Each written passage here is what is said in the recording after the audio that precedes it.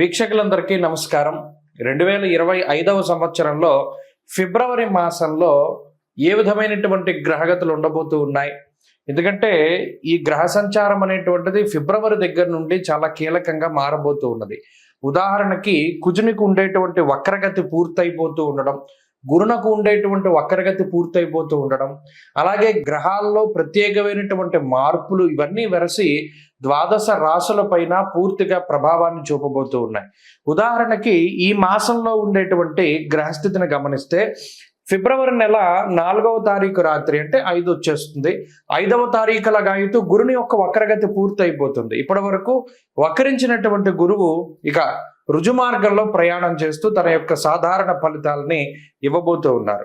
ఇక కుజుడు ఇప్పటి వరకు వక్రించి ఉన్నటువంటి కుజుడు ఈ 25వ తారీఖు తోటి ఫిబ్రవరి నెలలోనే తన యొక్క వక్రగతిని పూర్తి చేసుకుని తిరిగి మరలా తన యొక్క రుజు మార్గంలో ఆయన ప్రయాణించబోతూ ఉన్నారు.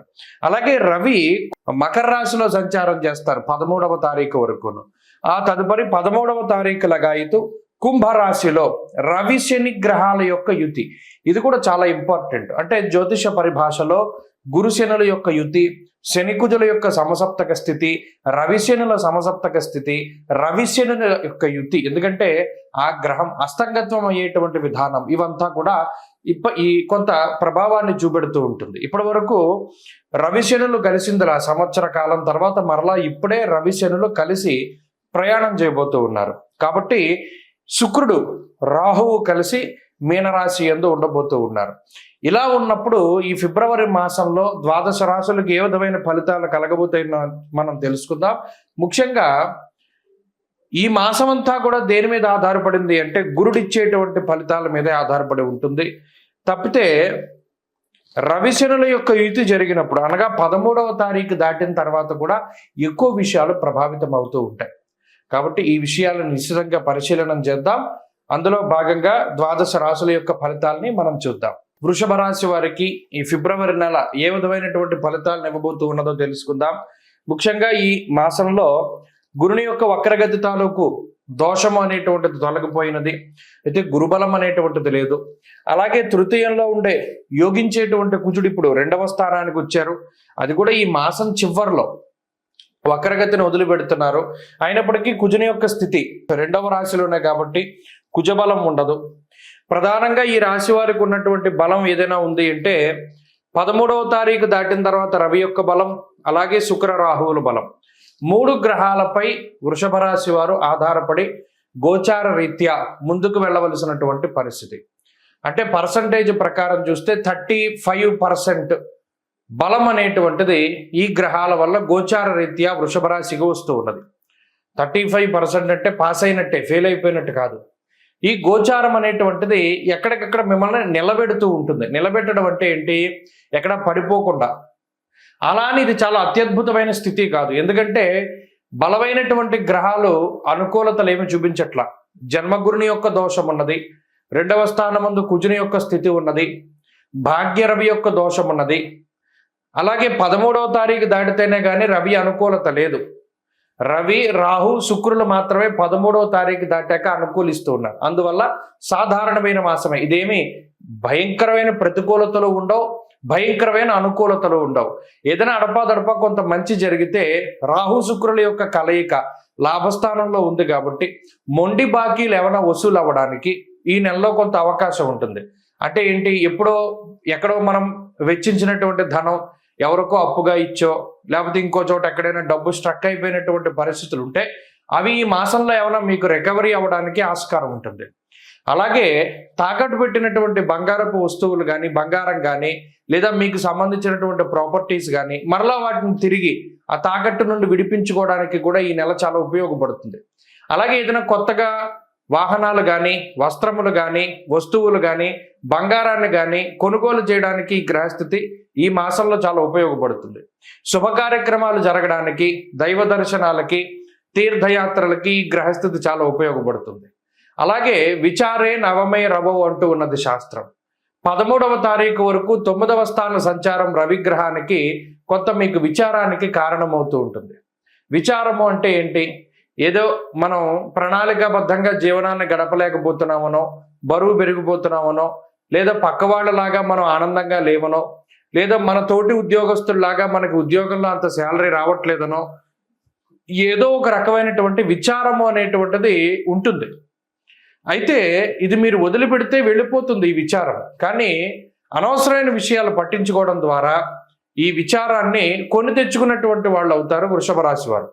మీ పని మీరు చూసుకుంటూ ఉన్నంతలో ఆనందంగా ఉంటే ఏ ఇబ్బంది ఉండదు. పక్క వాళ్ళతో కంపేర్ చేసుకోవడం ద్వారా కొంత ఇబ్బంది పడవలసినటువంటి పరిస్థితులు. ఆ కంపారిజన్ కూడా ఈ రవిగ్రహం కారణమవుతారు. మీలో ఉత్సాహాన్ని తగ్గించడానికి, మీలో ఆత్మవిశ్వాసాన్ని తగ్గించడానికి 9వ స్థానంలో ఉన్న రవి ఎప్పటికప్పుడు ప్రేరేపిస్తూ ఉంటారు. కాబట్టి అటువంటి మాయకి లోను కాకుండా మీ పని మీరు చూసుకుంటూ పోతే ఈ నవమ రవి ఇచ్చేటువంటి దోషం కూడా తగ్గుతుంది. ఇక రవి దశమ కేంద్రంలోకి వచ్చిన తర్వాత, అనగా 13వ తారీఖు దాటిన తర్వాత గ్రహగతుల్లో కొంత మార్పు అనేటువంటిది కనబడుతోంది. మరీ ముఖ్యంగా ఉద్యోగపరమైనటువంటి సమస్యలు తగ్గుముఖం పడతాయి. ఉద్యోగంలో పై అధికారులతో కానీ తోటి ఉద్యోగస్తులతో కానీ ఉండేటువంటి సమస్యలు తగ్గుతాయి. కుటుంబపరమైనటువంటి విషయాలు చాలా బాగుంటాయి. ఏదైనా అడపాదడప అనారోగ్య సమస్యలున్నా 13వ తారీఖు దాటాక తగ్గుముఖం పడుతుంది. కాబట్టి వృషభ రాశి వారికి ఈ మాసం అంతా చూసుకుంటే ఇందులో అంత ఇబ్బందికరమైనటువంటి పరిస్థితులు ఏమీ లేవు, అలానే అంత సానుకూల పరిస్థితులు లేవు. అటు ఆర్థికంగా, ఆరోగ్యపరంగా, అన్నిటి రంగాల్లోనూ, ఉద్యోగ వ్యాపారాల్లోనూ కూడా సానుకూలంగా ముందుకు సాగుతూ ఉంటుంది. మనం ఏదైనా కోరి తెచ్చుకుంటే సమస్యలు వస్తాయి తప్పితే సాధారణంగా ఈ గ్రహస్థితి వల్ల ఏ విధమైనటువంటి సమస్యలు రావు. ముఖ్యంగా ఈ రాశి వారు ఈ మాసమంతా కూడా శ్రీ గురు చరిత్ర పారాయణ చేయడము, లేదా సిద్ధమంగళ స్తోత్రాన్ని చదువుతూ ఉండము, లేదా దక్షిణామూర్తి ఆరాధన చేస్తూ ఉండడం ద్వారా కొంత డేలా పడిపోవడం అనేటువంటిది తగ్గుతుంది. అలాగే శరీరం బరువు పెరుగుతూ ఉండడం, ఆకారంలో మార్పులు రావడం, అంత ప్రకాశవంతమైనటువంటి చర్మ సౌందర్యం లేకపోవడము, ఇలా కొన్ని ఇబ్బందికరమైనటువంటి విషయాలు ఉన్నప్పటికీ ఇవి అనారోగ్య సమస్యలు కాదు, మానసిక సమస్యలుగా వాటిని గుర్తించి తగిన జాగ్రత్తలు తీసుకుంటే ఆయా లోపాల నుండి బయటపడడానికి అవకాశం ఉంటుంది. కాబట్టి ప్రతి గురువారం నాడు నిష్టగా ఉండండి, దక్షిణామూర్తి ఆరాధన చేయండి. గురువారం నాడు శివాలయానికి వెళ్ళి దక్షిణామూర్తి ఎదుట దక్షిణామూర్తి స్తోత్రం విశ్వం దర్పణ దృశ్యమాన నగరి దాన్ని పారాయణ చేసి దీపారాధన చేయండి. మంచి ఫలితాలు సంప్రాప్తమవుతాయి. కుంభమేళ 2025వ సంవత్సరంలో మొదటి నెలలో వస్తూ ఉన్నటువంటి అతి పెద్ద హిందూ పండగగా మనం దీన్ని చెప్పుకోవచ్చును. కానీ చాలామంది మనలో, అంటే కుంభమేళ అనగానే మనకి నాగసాధువులు కనపడతారు, అలాగే ప్రయాగ్రాజ్లో జరుగుతూ ఉన్నది, భారీ సెట్టింగులు కనపడుతూ ఉన్నాయి. నిజానికి కొన్ని కోట్ల మంది, 40 కోట్ల మందికి పైగా ఈ కుంభమేళాలో పాల్గొంటారు అని చెప్పి అధికారికంగా వినిపిస్తూ ఉన్నటువంటి మాటలు. అయితే ఇంత పెద్ద ఉత్సవానికి చాలామందికి రీజన్ తెలియదు.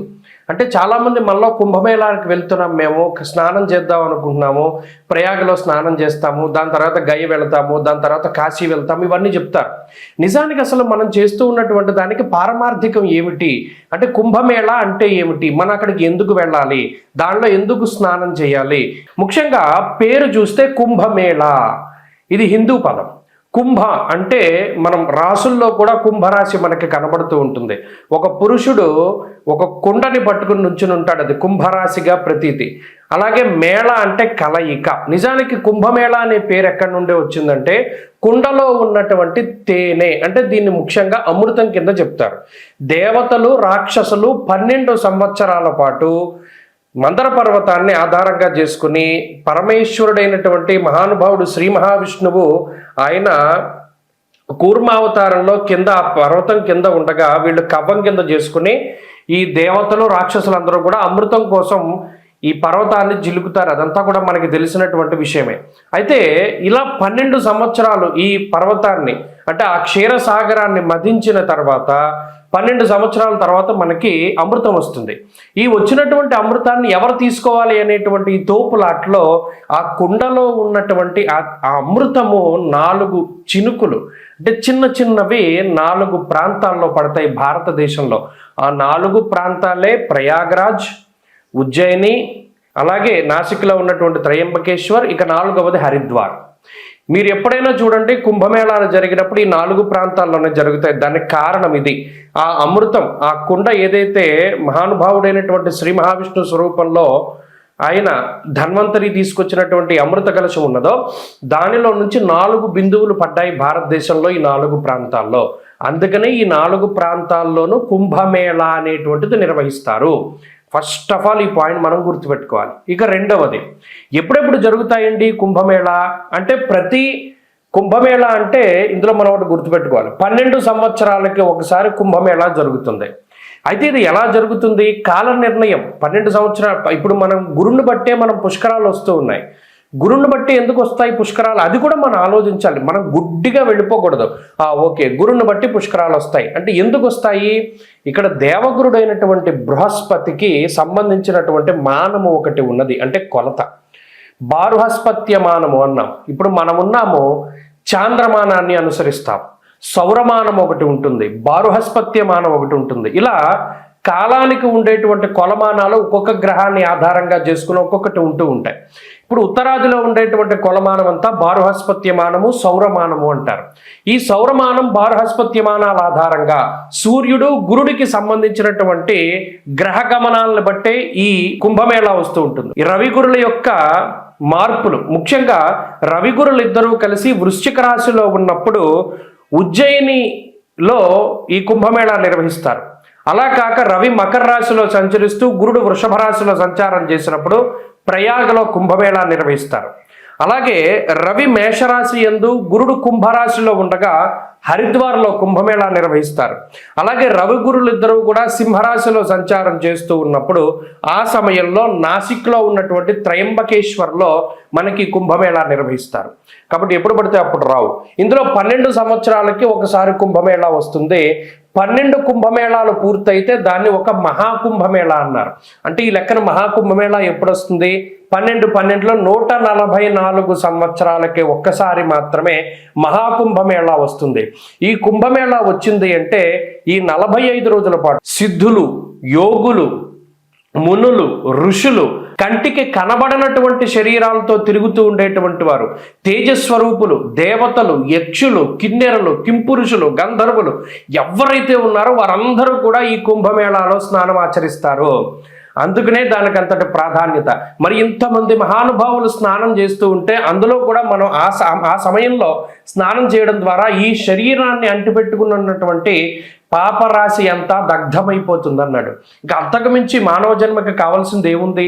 ఆ స్నానం ద్వారా కుంభమేళాలో ఈ శరీరాన్ని భగవంతుడిచ్చినందుకు, ఈ శరీరంతోనే కాకుండా గత జన్మల్లో చేసినటువంటి సంచిత ఆగామి ప్రారబ్ధ కర్మలన్నింటినీ కూడా పోగొట్టుకోవడానికి ఇదొక అద్భుతమైనటువంటి అవకాశం. స్వస్తి.